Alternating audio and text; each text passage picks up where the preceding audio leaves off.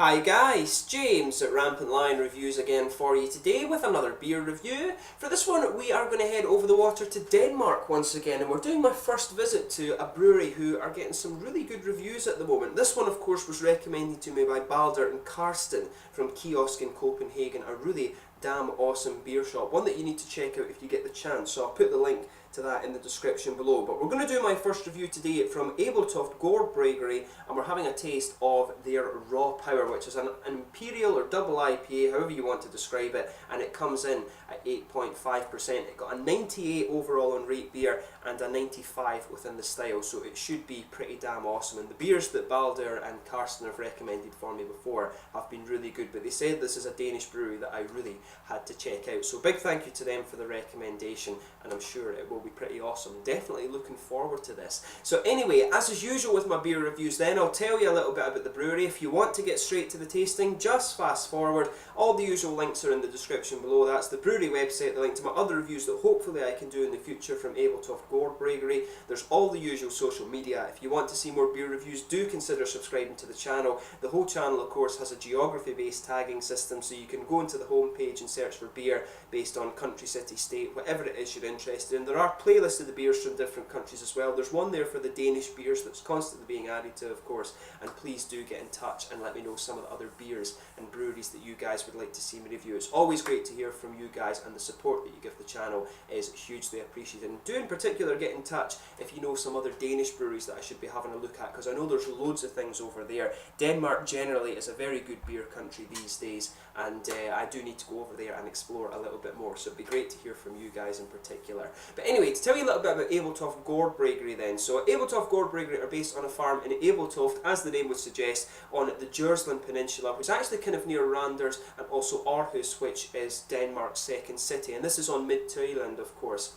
which is the mainland part of Denmark that's attached to Germany. But the owner of the brewery is Peder Zacho Hansen, who was originally a mechanical engineer, but he later decided that he wanted to follow his passion for beer and become a brewer, and he's completely self-taught. So as I said, as the name suggests, the brewery is located on an old farm. Gård of course is farm in Swedish, Norwegian and Danish if I'm not mistaken, and it's actually been converted, and it can be found right on the edge of the Molsbjerget National Park, which is a little bit to the east of Aarhus, just that little peninsula that sticks out, and it seems to be quite a nice little bay actually. But in addition to the beer, the brewery also produce cider, bottled water, and Peder's brother Christian is also involved with the company, and he imports coffee and a few other things as well from what I gather. But the brewery also has a small cafe where you can drink the beers and you can enjoy views of what they call the Kattegat, and this is the kind of sea area between Denmark and Sweden. If you come round the top of Denmark, you have Midtjylland here on this side, and then you have Fyn and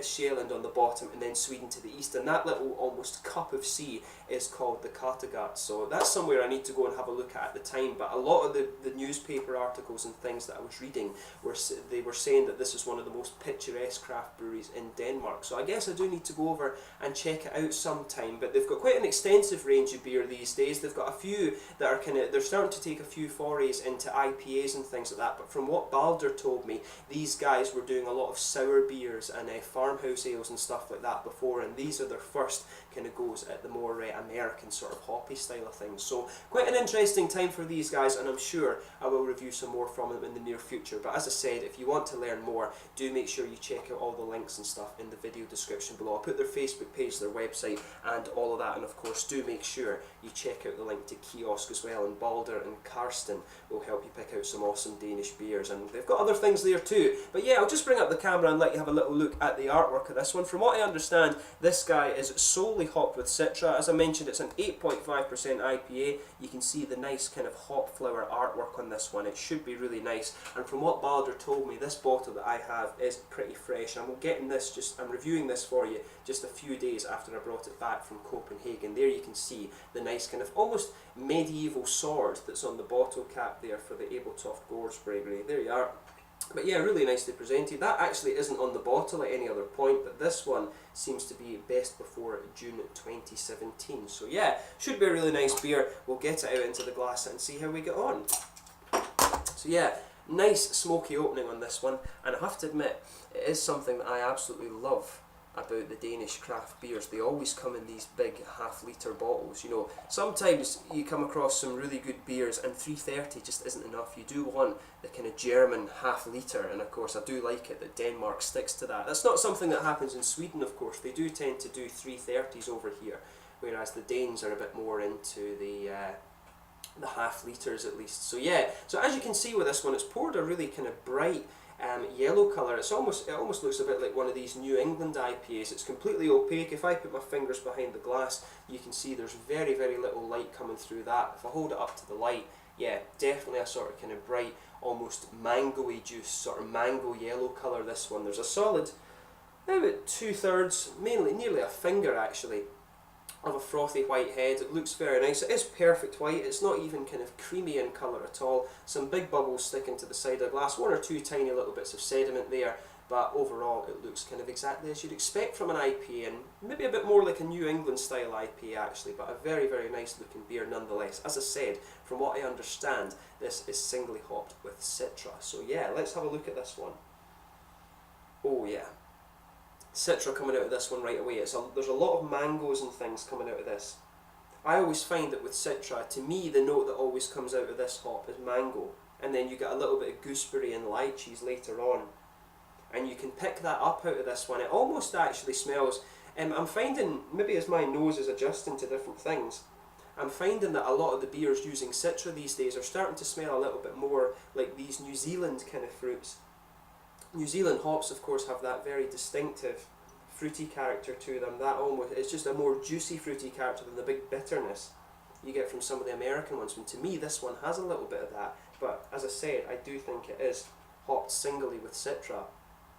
But yeah, a little bit of passion fruit in there as well. It's lighter passion fruit. There's definitely not grapefruit in the aroma of this one. For me, it's passion fruit. A lot of mango though. I do think mainly mangoes.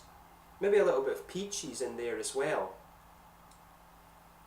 Yeah, I think there's some peach in there, a bit of apricot too. It reminds me of some of these Munch Bunch yogurts that my mum used to give me when I was going to school for my packed lunches. It does remind me of that, which is apricot. But yeah, it smells nice. Underneath that, of course, underneath the fruits, you can pick up a little bit of a sort of floral aromaticity, maybe even a little bit of herbal character. There's some lighter grassiness, and to me the malt base is coming out as mainly bready.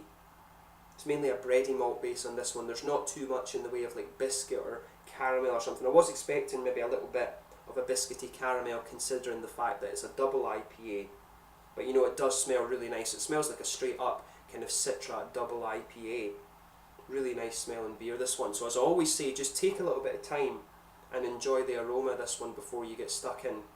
As my nose adjusts to it more, I'm getting a little bit more of these lychee and gooseberry notes. There's maybe even a little bit of a kind of limey character to this one as well. But yeah, let's get stuck into this beer then and see how we get on. This one is the Raw Power from Ebeltoft GårdBryggeri over near Aarhus in Denmark. Skål!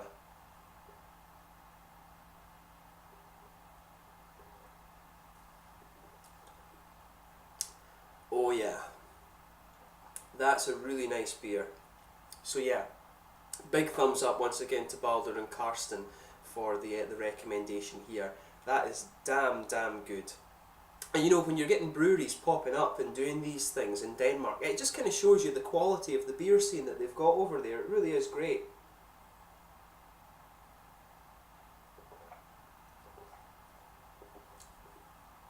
Yeah, I can see exactly why you wanted me to try this beer. It really is good. You know, in terms of the rating it has on Rate Beer, I'll say straight away, fully deserving of that 98. It really is nice. To me, this one, it's got a nice little bit of juicy character to it. That's the one thing that's kind of distinguishing it for me. It's actually got, it's interesting too, because to me it comes across as if it's got a little bit of that New England character in the malt base, but it's also got a little bit of the kind of classic West Coast thing, so it's somewhere in the middle of that. And of course there is a big craze just now with all of these hazy IPAs.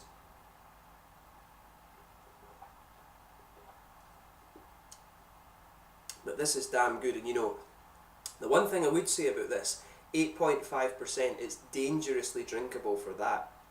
There's no alcohol warmth to this beer at all.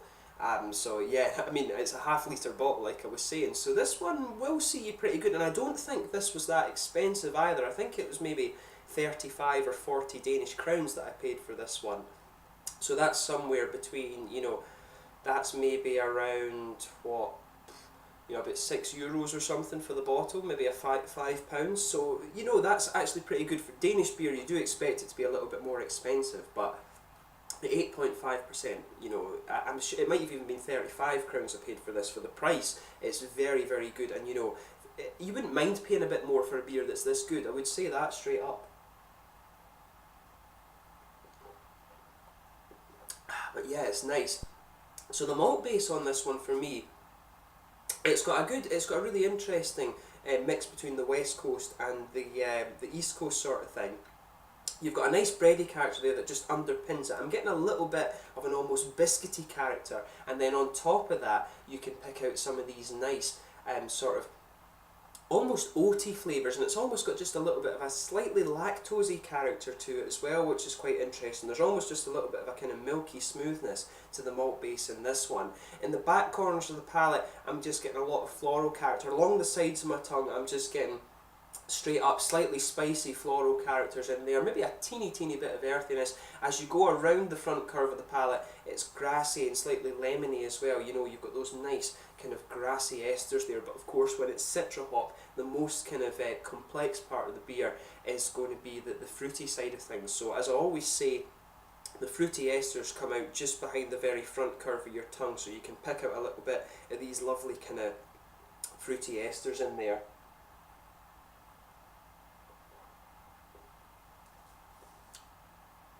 Yeah, it's there's a bit of passion fruit just kind of underpinning this one for me.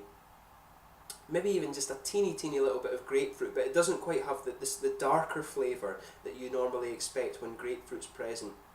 I think it's more passion fruit than anything, but as you move on, you start to get more and more of these lighter tropical fruits that you associate with the Citra hop. There's a little bit of there's a lot of mango in this one as well. Once you get past that little bit of passion fruit, it's mainly mango that's sitting there just behind the front of your tongue, and as you progress on, there's a little bit of apricot-y flavour coming out of this for me.